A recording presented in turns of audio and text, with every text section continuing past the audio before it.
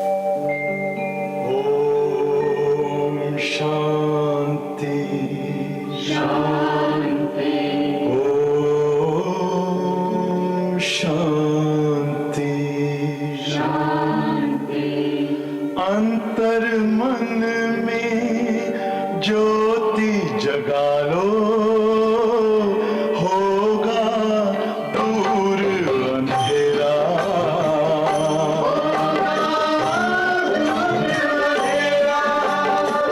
शिव का कर लो ध्यान, आ रहा पावन पुण्य सवेरा।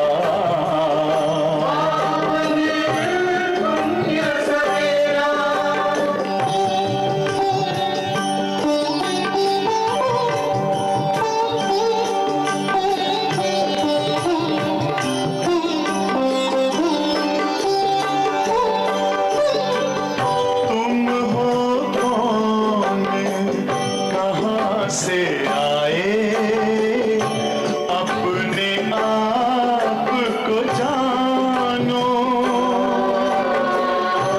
राजयोग के द्वारा अपना परम पिता पहचानो।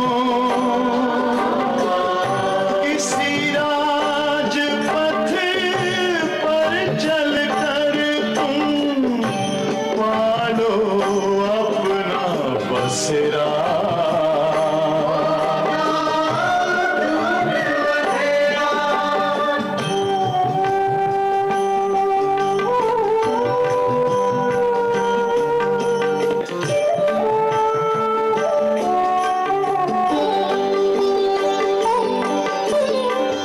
तुम हो आत्मा तन से न्यारे, परमात्मा को प्यारे।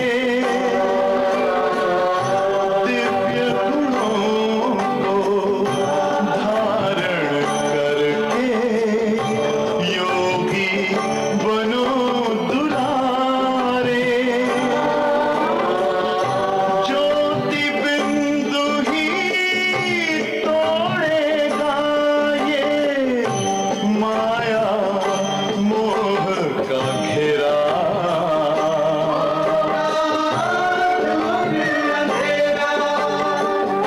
अंतर मन में ज्योति जगा लो, होगा दूर अंधेरा।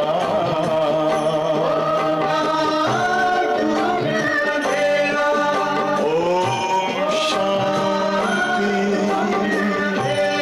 ओम शांति। ओम शांति।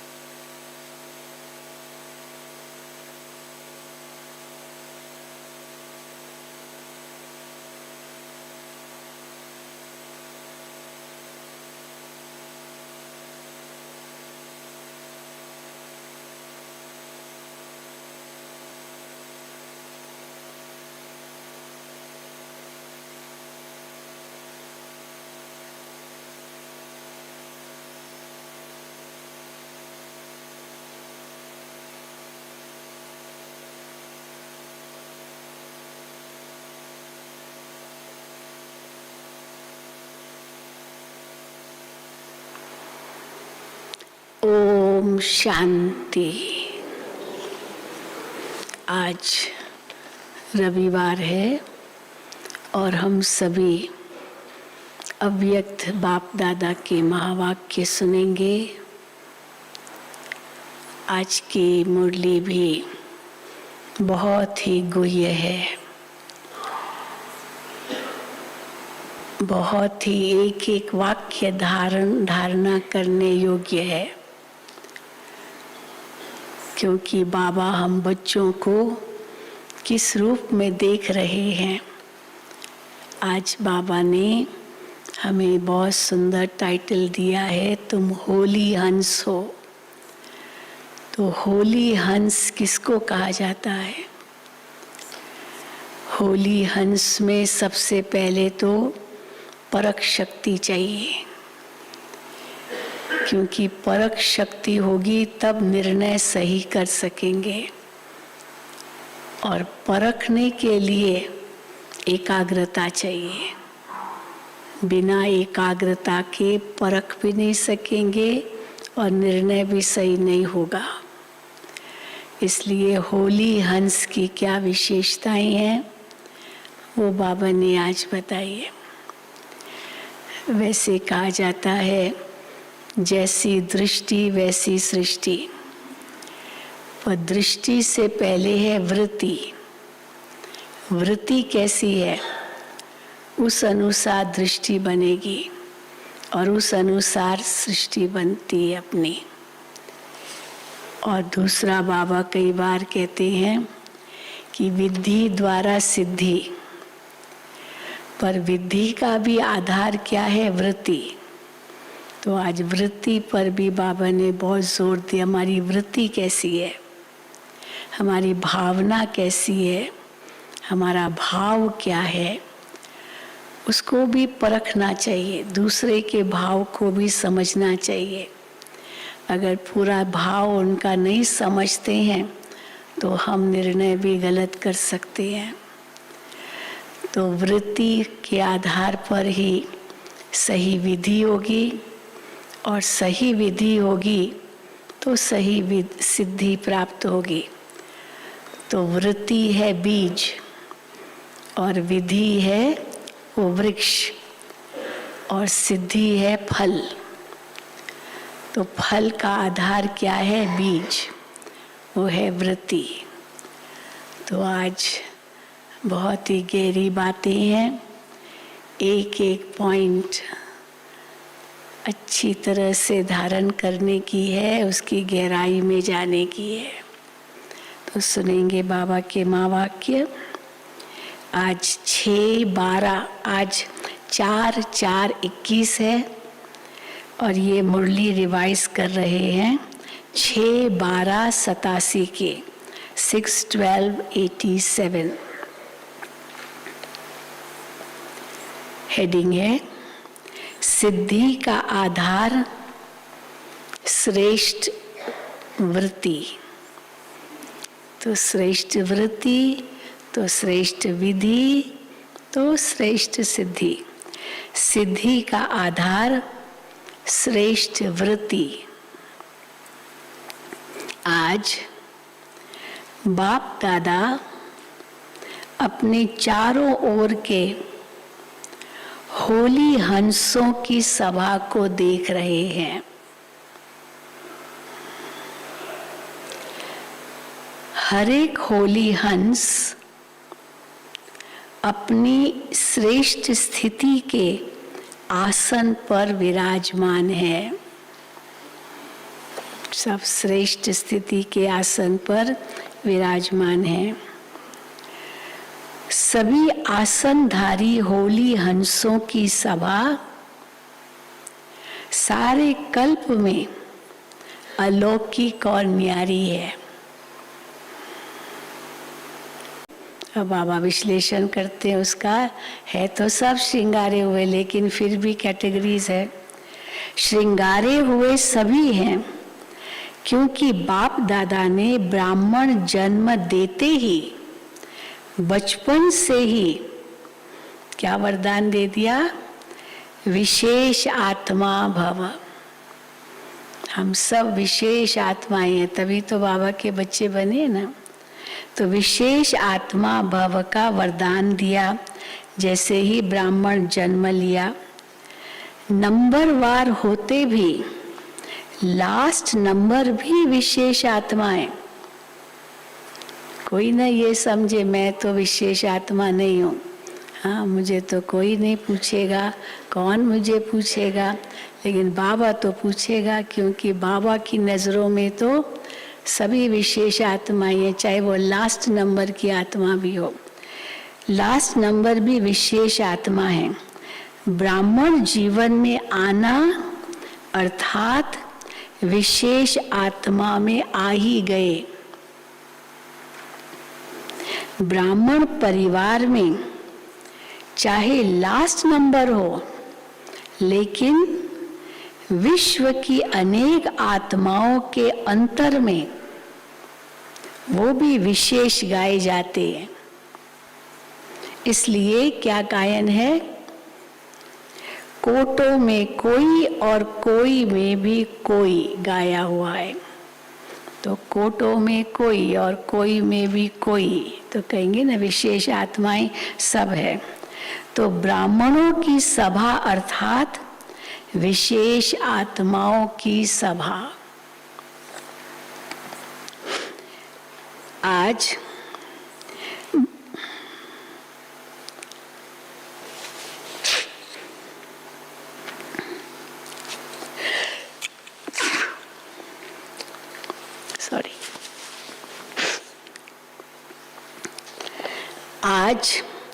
बाप दादा देख रहे थे कि विशेषताओं का श्रृंगार बाप ने तो सभी को समान एक जैसा ही कराया है, लेकिन कोई उस श्रृंगार को धारण कर समय प्रमाण कार्य में लगाते हैं और कोई या तो धारण नहीं कर सकते या कोई समय प्रमाण कार्य में नहीं लगा सकते। एक तो धारण ही नहीं करते, या तो धारण किया भी लेकिन समय प्रमाण उसको कार्य में नहीं लगा सकते। जैसे आजकल की रॉयल फैमिली वाले, बहुत सुंदर उदाहरण बाबा ने दिया है। जैसे आजकल की रॉयल फैमिली वाले बहुत धनवान हैं, हाँ, बहुत ही उनके पास अनेक प्रकार के श्रृंगार होते हैं, सजावट होती है, कैसे कैसे नेकलेस होते हैं, बालों की सजावट, वैसी ड्रेस, वैसे सब कुछ उसी अनुसार ही वो सजते हैं। तो बाबा कहते हैं जैसे आजकल की रॉयल फैमिली वाले समय प्रमाण श्रृंगार करते हैं। शादी में जाना होगा तो कैसा श्रृंगार करेंगे, कहीं पार्टी में जाना होगा तो कैसा श्रृंगार करेंगे। तो हर समय का अपना अपना श्रृंगार होता है, हर स्थान के लिए अपना अपना श्रृंगार। तो जैसे आजकल की रॉयल फैमिली वाले समय प्रमाण श्रृंगार करते हैं तो कितना अच्छा लगता है। जैसा समय वैसा श्रृंगार, इसको कहा जाता है नॉलेजफुल। अब जाना है किसी के मरण पर, शमशान यात्रा में जाना है और सज धज के कपड़े पहन के जाएं, कैसे लगेगा। तो समय, स्थान, स्थिति, इन सब के आधार पर श्रृंगार भी वैसा ही होता है। तो बाबा कहते हैं जैसा समय वैसा श्रृंगार, इसको कहा जाता है नॉलेजफुल। आजकल श्रृंगार के भी अलग अलग सेट रखते हैं ना। तो बाप दादा ने अनेक विशेषताओं के, अनेक श्रेष्ठ गुणों के कितने वैरायटी सेट दिए हैं। चाहे कितना भी अमूल्य श्रृंगार हो। अब श्रृंगार तो किसके पास बहुत है, बहुत अच्छे अच्छे हार हैं, इतने सुंदर सुंदर जेवर हैं। अब बहुत कितने अमूल्य श्रृंगार हो, लेकिन समय प्रमाण अगर नहीं हो तो क्या लगेगा। अब उस समय वो चाहिए और इतना है, क्या कैसे ढूंढे, कहाँ उसको ढूंढे, समय नहीं है इतना, तो कैसे लगेगा, क्योंकि समय पर वो श्रृंगार मिला नहीं। तो बाबा कहते हैं कितना भी अमूल्य श्रृंगार हो, लेकिन समय प्रमाण अगर नहीं हो तो क्या लगेगा। ऐसे विशेषताओं के, गुणों के, शक्तियों के, ज्ञान रत्नों के अनेक श्रृंगार बाप ने सभी को दिए हैं, लेकिन समय पर कार्य में लगाने में नंबर बन जाते हैं। भल ये सब श्रृंगार है भी, लेकिन भल ये सब श्रृंगार है भी, लेकिन हर एक विशेषता व गुण का महत्व समय पर होता है। आज जिस समय सहन करना है और उस समय हम सामना कर देते हैं तो ठीक तो नहीं है ना। है भले हमारे पास शक्ति, पर अभी सहन करना है, सामना नहीं करना है।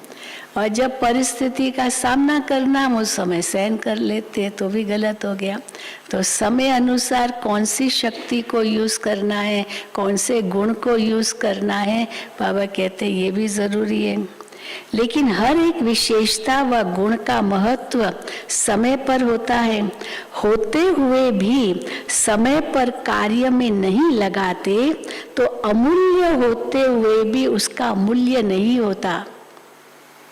कहेंगे ना भाई अभी तो तुमको सहन करना चाहिए था, ऐसे सामना क्यों किया, ऐसे क्यों आपने कह दिया, थोड़ा सहन करना होता, इसमें क्या है।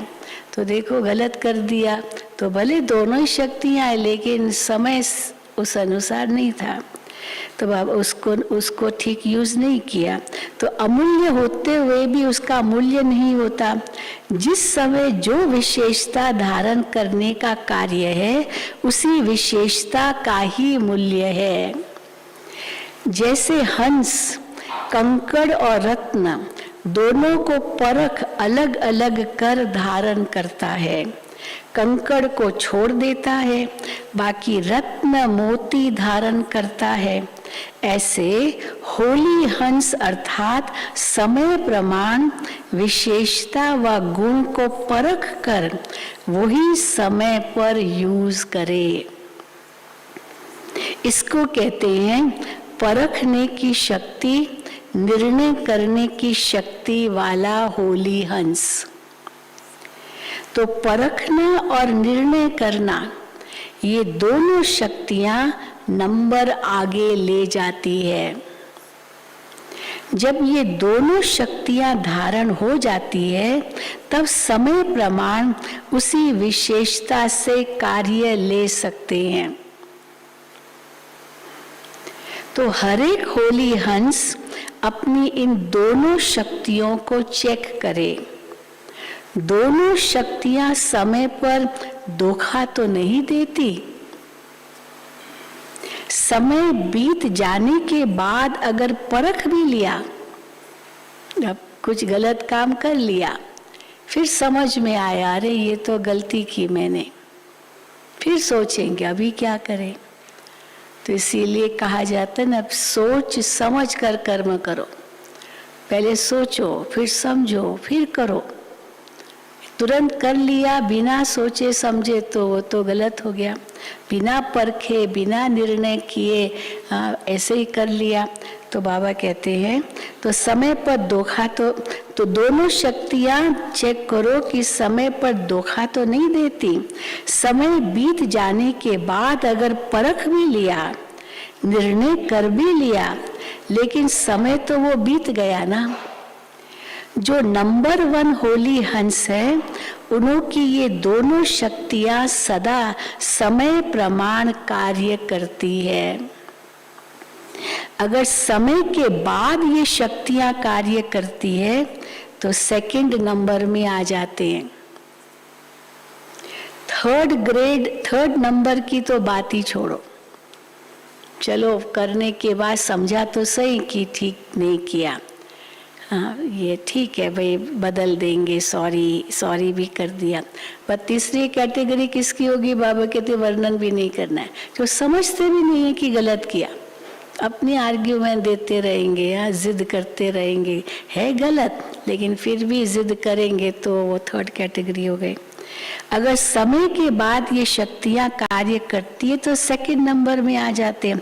थर्ड नंबर की तो बात ही छोड़ो, फिर क्या उनके लिए कि छोड़ दो इसको, छोड़ दो, जाने दो इसको, जो चाहिए करे, ऐसे कहेंगे ना। थर्ड नंबर की तो बात ही छोड़ो। और समय पर वही हंस कार्य कर सकता है। कौन कर सकता है समय पर? जिसकी सदा बुद्धि होली पवित्र है। तब परख भी सही होगी, निर्णय भी सही होगी, क्योंकि बुद्धि शुद्ध है। तो जिसकी सदा बुद्धि होली है यानी पवित्र है, तो इसलिए बाबा होली का भी अर्थ बताते हैं। सही, होली का अर्थ सुनाया था ना, एक होली अर्थात पवित्र, और हिंदी में होली, होली अर्थात बीती सो बीती।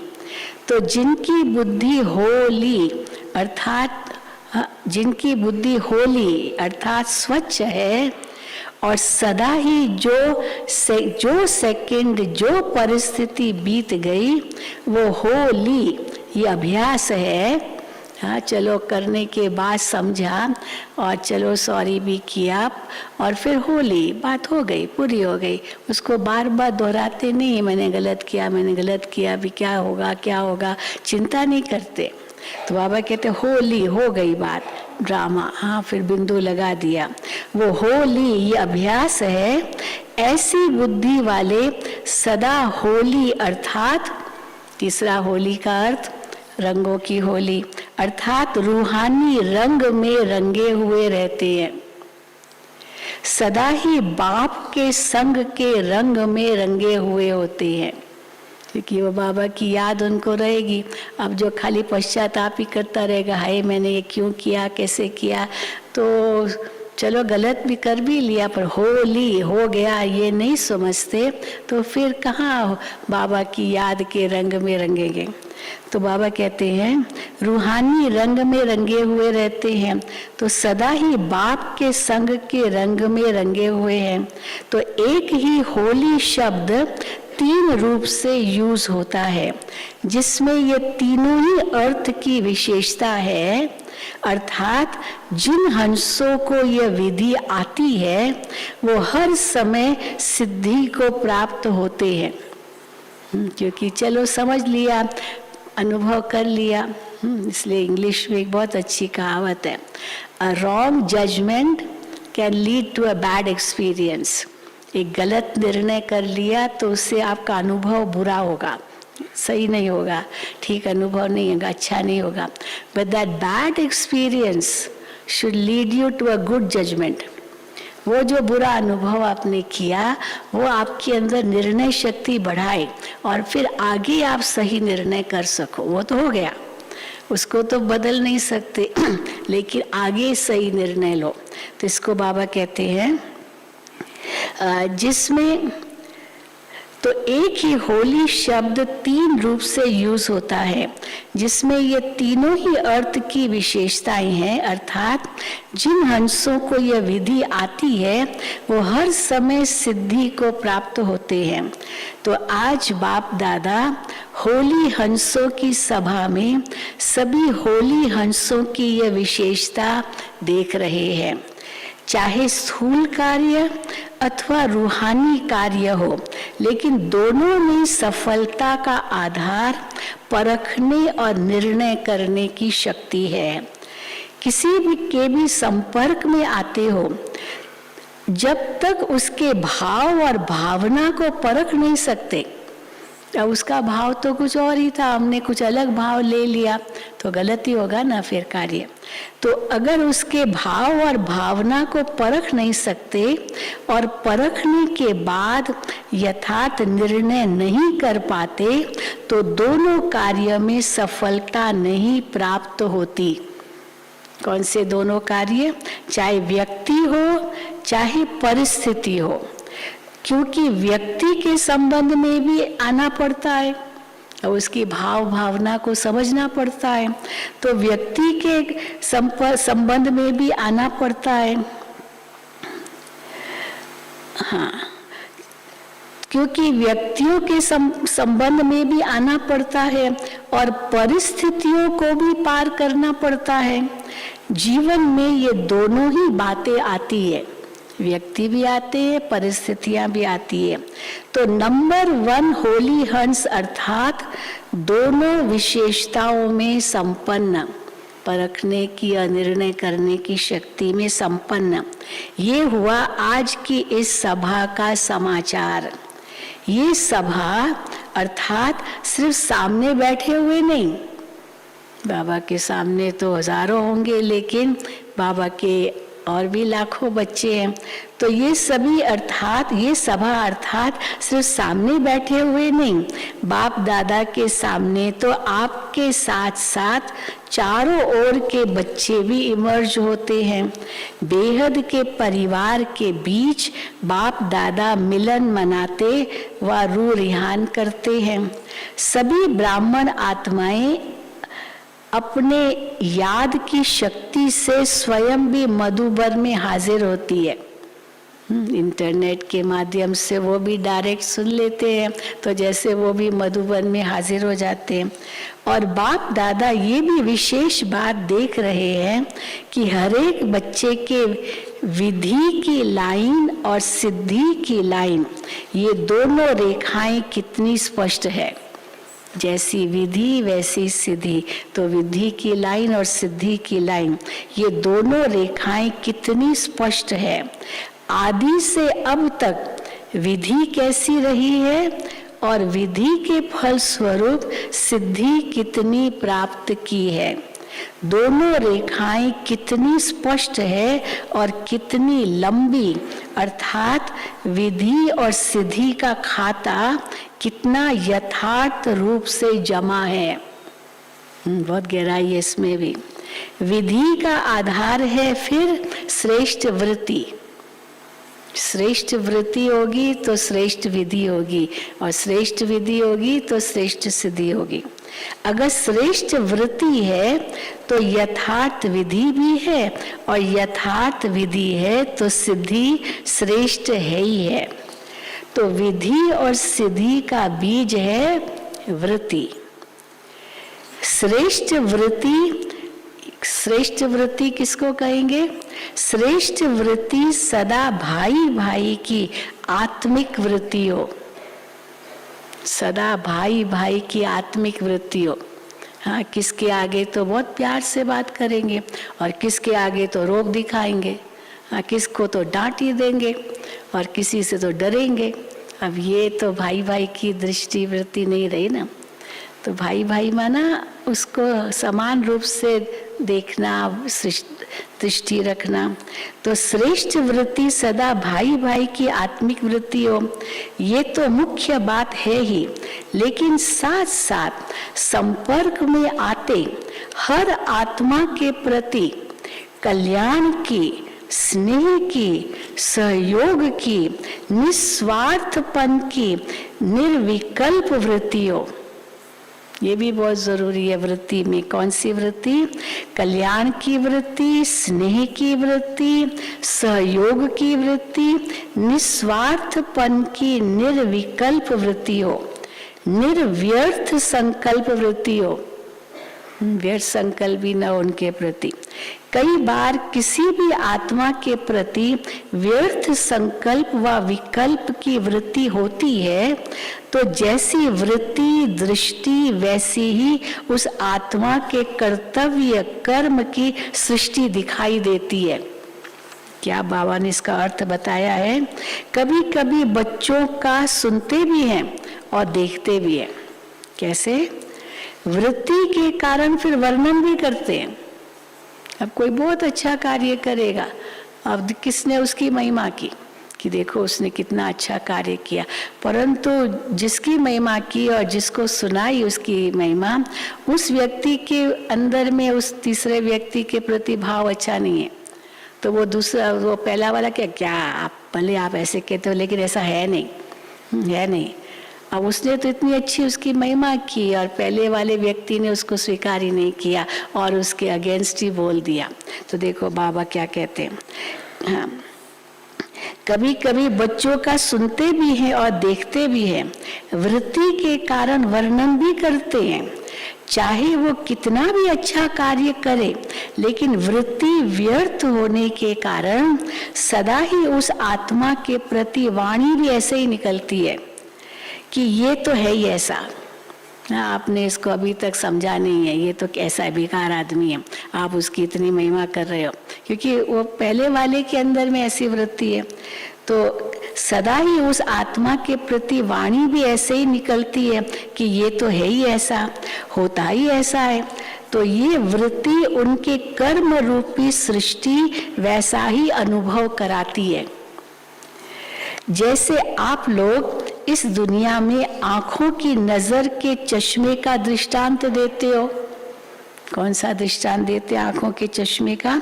जिस रंग का चश्मा पहनेंगे वही दिखाई देगा।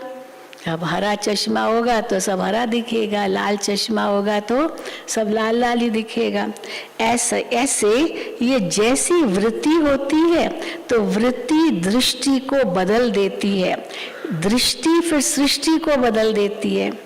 अगर वृत्ति का बीज सदा ही श्रेष्ठ है तो विधि और सिद्धि सफलता पूर्वक है ही। तो पहले वृत्ति के फाउंडेशन को चेक करो, मेरी वृत्ति कैसी है। वृत्ति के फाउंडेशन को चेक करो, उसको श्रेष्ठ वृत्ति कहा जाता है। वृत्ति अगर श्रेष्ठ है तो अगर किसी संबंध संपर्क में श्रेष्ठ वृत्ति के बजाय मिक्स है तो भल कितनी भी विधि अपनाओ लेकिन सिद्धि नहीं होगी, क्योंकि बीज है वृत्ति और वृक्ष है विधि और फल है सिद्धि। अगर बीज कमजोर है, वृत्ति कमजोर है, तो वृक्ष चाहे कितना भी विस्तार वाला हो लेकिन सिद्धि रूप फल नहीं होगा।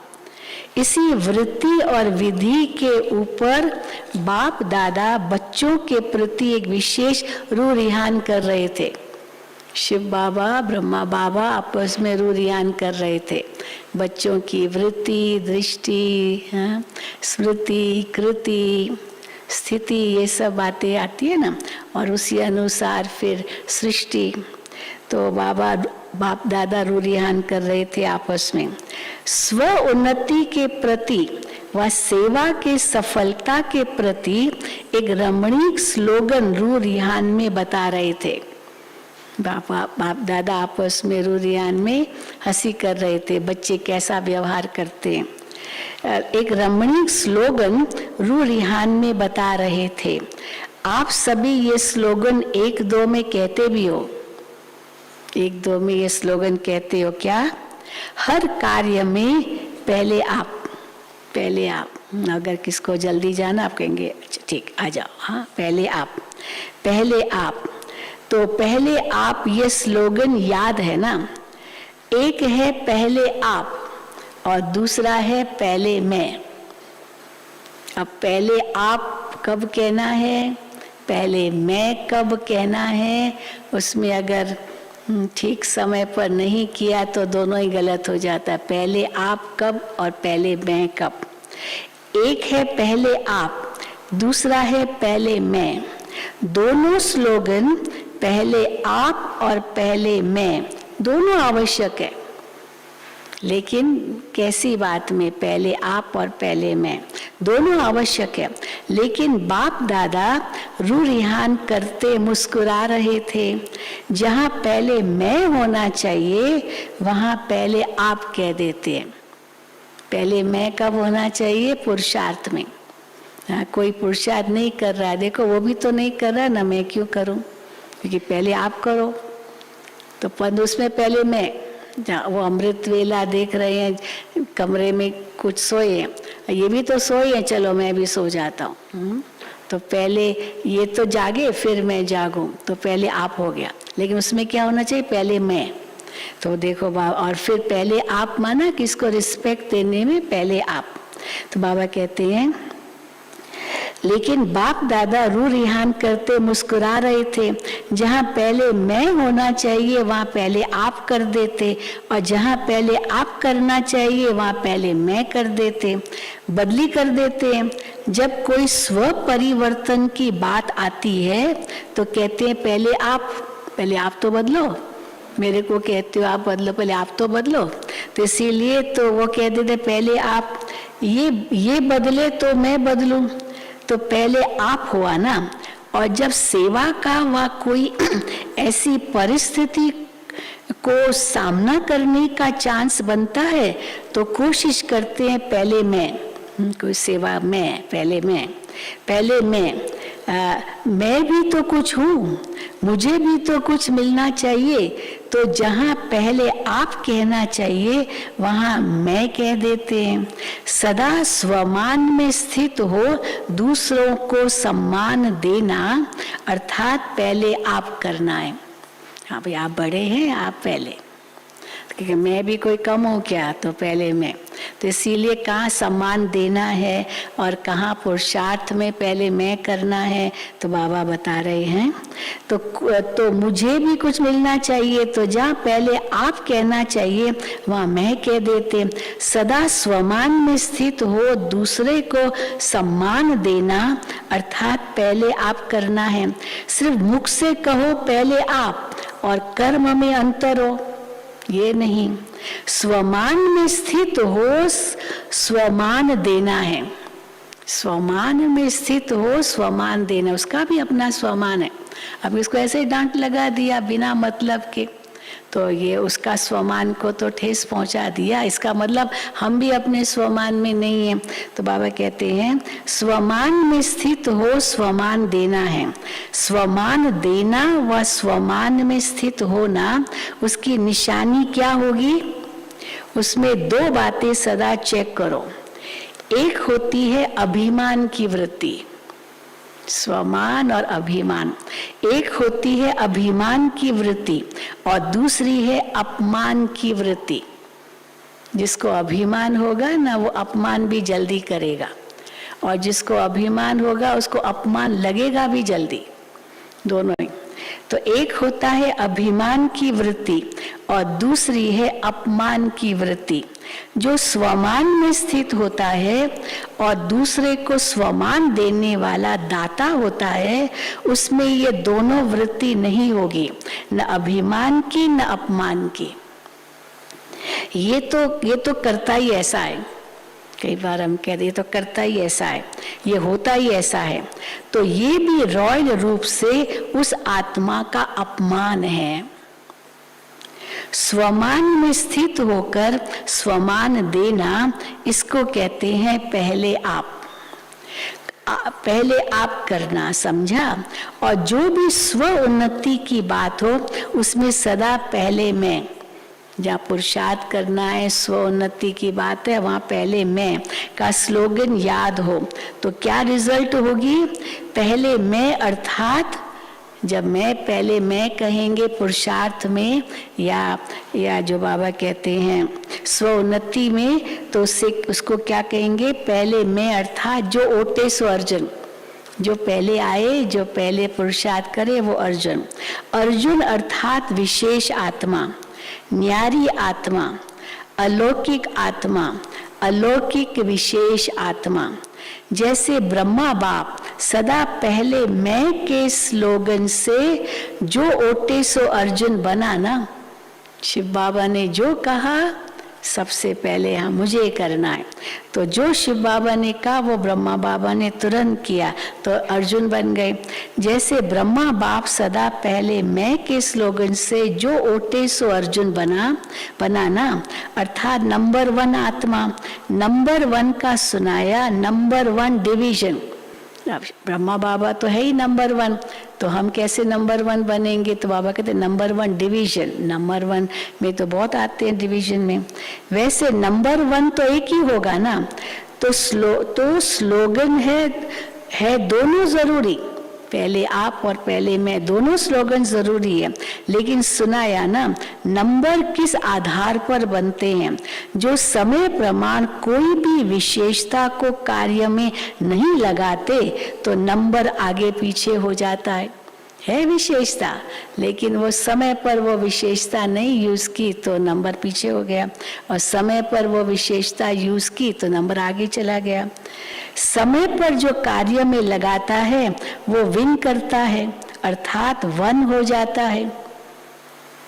तो ये चेक करो, क्योंकि इस वर्ष स्व की चेकिंग की बातें सुना रहे हैं, भिन्न भिन्न बातें सुनाई है ना, तो आज इन बातों को चेक करना। आपके बजाय मैं और मैं के बजाय आप तो नहीं कर देते। जहाँ मैं कहना है वहाँ आप कह देते, जहाँ आप कहना है वहाँ मैं कह देते, ऐसे तो नहीं होता है। इसको कहते हैं यथार्थ विधि। जहाँ यथार्थ विधि है वहाँ सिद्धि है ही है। और इस वृत्ति की विधि सुनाई। इस वृत्ति की विधि क्या है? 2 बातों की चेकिंग करना, न अभिमान की वृत्ति हो न अपमान की हो। जहाँ ये दोनों की अप्राप्ति है, न अभिमान न अपमान, ये दोनों की अप्राप्ति है, वहाँ ही स्वमान की प्राप्ति है। आप कहो न कहो, सोचो न सोचो, लेकिन व्यक्ति प्रकृति दोनों ही सदा स्वतः ही स्वमान देते रहेंगे। अभिमान अपमान से दूर रहेंगे तो सब आपको स्वमान देते ही रहेंगे। संकल्प मात्र भी स्वमान के प्राप्ति की इच्छा से स्वमान नहीं मिलेगा। इसने मुझे मान नहीं दिया, मुझे पूछा नहीं, इसने मुझे पानी नहीं दिया, मुझे मेरी कुछ पूछने की माना मान की इच्छा है। क्या जरूरत है? हमने अपनी सेवा की, पूरा हो गया। तो बाबा कहते हैं संकल्प मात्र भी स्वमान के प्राप्ति की इच्छा से स्वमान नहीं मिलेगा। निर्माण बनना अर्थात पहले आप कहना, निर्माण स्थिति स्वतः ही स्वमान दिलाएगी। निर्माण स्थिति स्वतः ही स्वमान दिलाएगी। स्वमान की परिस्थितियों में पहले आप कहना अर्थात बाप समान बनना। तो बहुत बाबा ने सुंदर उदाहरण दिया। पहले आप किसको बाबा ने किया? जैसे ब्रह्मा बाप ने सदा ही स्वमान देने में पहले जगदम्बा सरस्वती माँ हमेशा का, वहाँ पहले मम्मा, माताएं आगे है, मम्मा आगे है, बाबा हमेशा मम्मा को आगे रखते थे। तो बाबा कहते हैं तो जैसे ब्रह्मा बाप ने सदा ही स्वमान देने में पहले जगदम्बा, पहले सरस्वती माँ, पीछे ब्रह्मा बाप रखा। ब्रह्मा माता होते हुए भी स्वमान देने के अर्थ जगदम्बा माँ को आगे रखा। हर कार्य में बच्चों को आगे रखा और पुरुषार्थ की स्थिति में वैसे कार्य में बच्चों को आगे रखा। और जहाँ पुरुषार्थ की बात थी तो पुरुषार्थ की स्थिति में सदा स्वयं को पहले मैं, सदा स्वयं को पहले मैं में इंजन के रूप में देखा। बच्चे कहते बाबा बहुत तूफान आते, बाबा कहते क्यों घबराते हो, ये इंजन है, इनको भी तूफान आते हैं। हाँ, मैं भी पुरुषार्थी हूँ, तुम भी ऐसे ही पुरुषार्थ करो जैसे मैं करता हूँ। तो अपना पुरुषार्थ बाबा बताते थे, तो इसलिए उसमें पहले मैं, तो बाबा कहते पहले मैं इंजन के रूप में देखा। इंजन आगे होता है ना, सदा ये साकार जीवन में देखा कि जो मैं करूँगा मुझे देख सभी करेंगे। तो विधि में, स्व उन्नति में व तीव्र पुरुषार्थ की लाइन में सदा पहले मैं रखा। तो आज विधि और सिद्धि की रेखाएं चेक कर रहे थे, समझा? तो बदली नहीं कर देना। जहाँ पहले मैं कहना है वहाँ पहले आप कह दो, और जहाँ पहले आप कहना है वहाँ पहले मैं कह दो। तो समझा, बदली नहीं कर देना। ये बदली करना माना, अगर ये बदली कर दिया माना भाग्य को बदली करना, आपका भाग्य ही बदली हो जाएगा। सदा होली हंस बन निर्णय शक्ति, परखने की शक्ति को समय पर कार्य में लगाने वाले विशाल बुद्धि बनो। हाँ, सदा होली हंस बन निर्णय शक्ति, परखने की शक्ति को समय पर कार्य में लगाने वाले विशाल बुद्धि बनो और सदा वृत्ति रूपी बीज को श्रेष्ठ बनाए। विधि और सिद्धि सदा श्रेष्ठ अनुभव करते चलो।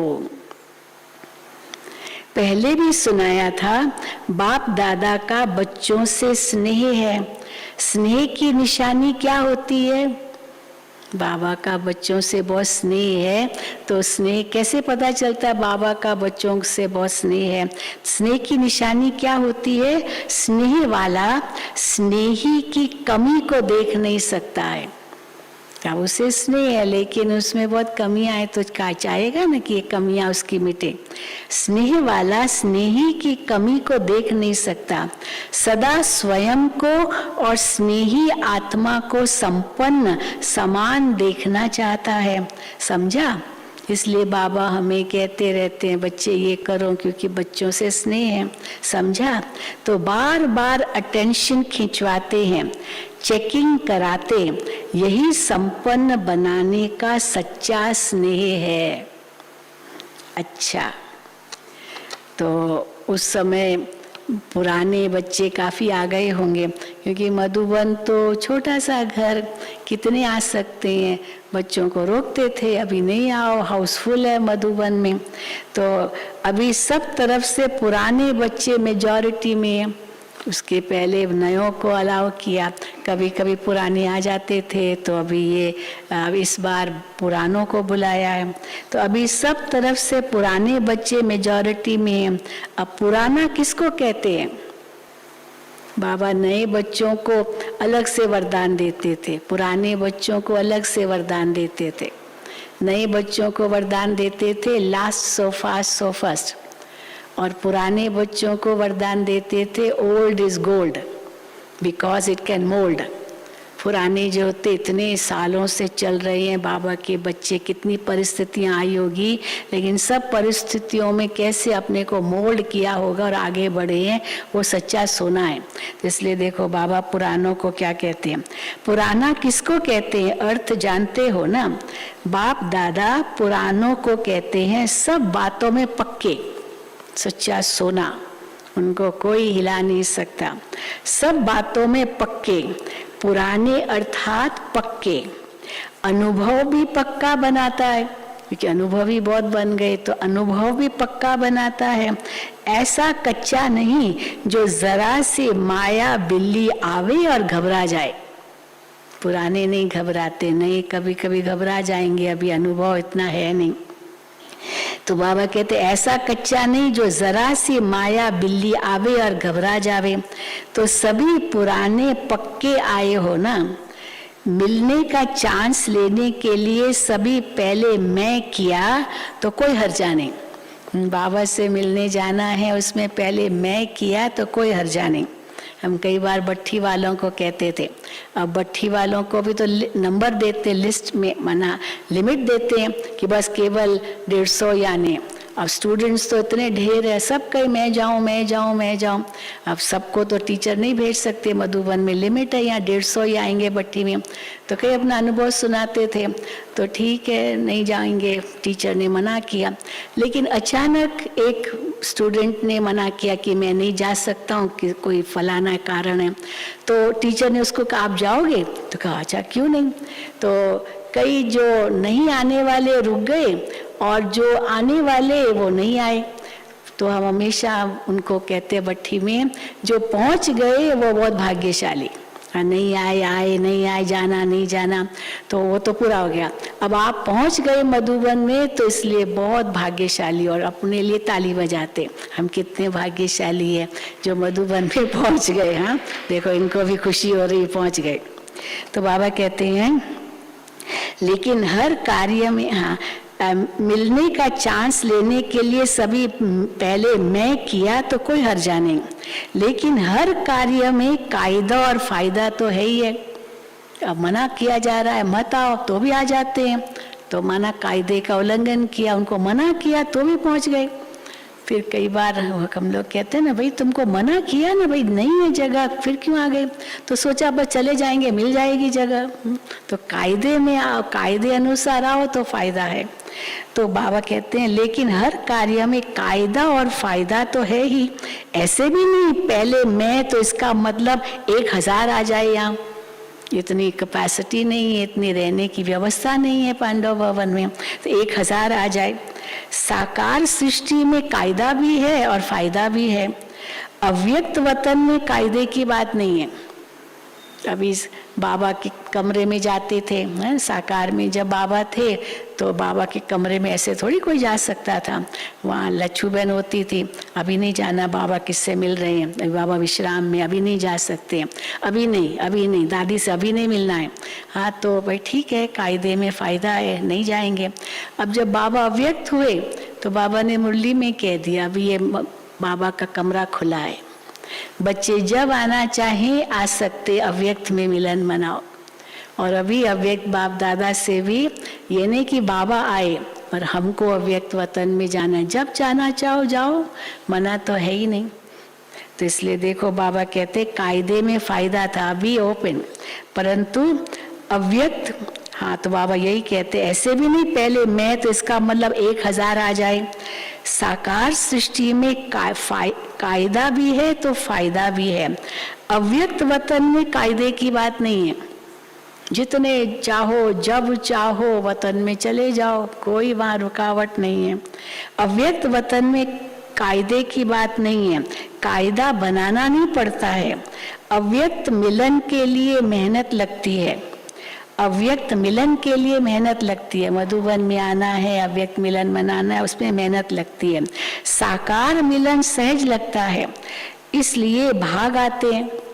हाँ तो ये इसलिए तुरंत आ जाते हैं, लेकिन समय प्रमाण जितना कायदा उतना फायदा होता है। बाप दादा थोड़ा भी इशारा देते हैं तो समझते हैं अब पता नहीं क्या होने वाला है। बाबा इशारा देते थे बच्चे विधि बदलेगी, बच्चे विधि बदलेगी, तो कई बच्चों को चिंता हो गई क्या विधि बदलेगी, कैसे विधि बदलेगी। अंत में बाबा ने कहा ये भी कब तक, बाबा कहते थे अव्यक्त मूल्य में, ये भी कब तक, ये अव्यक्त मिलन भी कब तक। तो यही पूछते थे कब तक, हाँ कब होगा। तो देखो ड्रामा अनुसार बाबा हम बच्चों को सावधान तो करते ही रहते थे, बताते ही रहते थे। तो बाबा कहते हाँ बाप दादा थोड़ा भी इशारा देते तो समझते अब पता नहीं क्या होने वाला है। अगर कुछ होना भी होगा तो बताकर नहीं होगा। अभी अव्यक्त पाठ पूरा हुआ तो बताकर थोड़ी बाबा ने किया अचानक। तो अव्यक्त पाठ पूरा हुआ तो बाबा कहते इशारा, लेकिन समय, हाँ बाप दादा थोड़ा भी इशारा देते तो समझते पता नहीं अब क्या होने वाला है। अगर कुछ होना भी होगा तो बताकर नहीं होगा। साकार बाप अव्यक्त हुए तो बताकर गए क्या, बताकर गए क्या।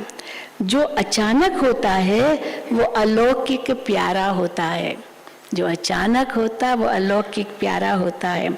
इसलिए बाप दादा कहते हैं सदा एवर रेडी रहो, अंडरलाइन, सदा एवर रेडी रहो। जो होगा वो अच्छे ते अच्छा होगा। अभी भी पूछते ना क्या होगा, हाँ जो होगा क्या होगा भाई, अच्छे ते अच्छा होगा, समझा, अच्छा।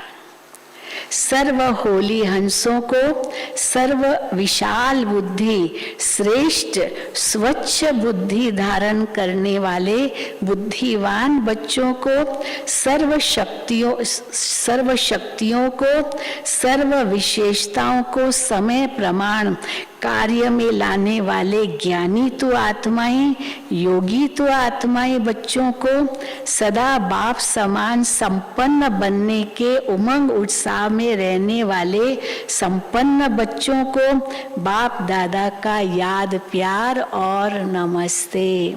हम रूहानी बच्चों की रूहानी बाप दादा को याद प्यार, गुड मॉर्निंग और नमस्ते।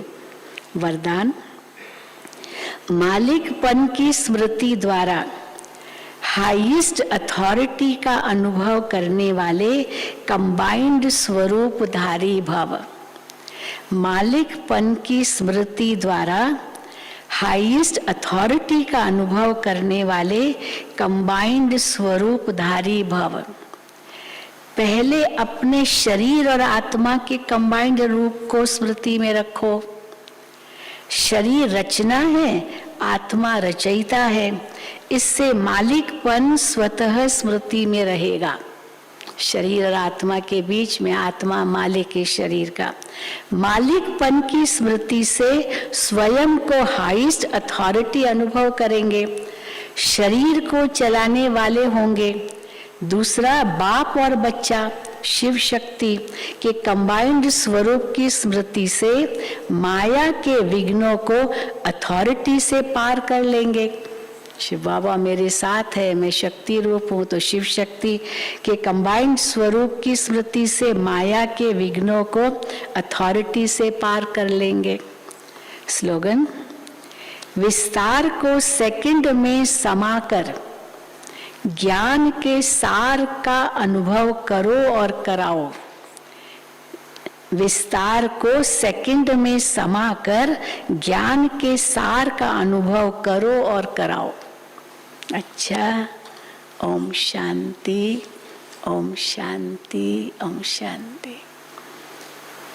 कितनी सुंदर बाबा की मुरलियां। बस एक भी पूरी धारण हो जाए तो संपन्न जल्दी बन सकेंगे। ओम शांति।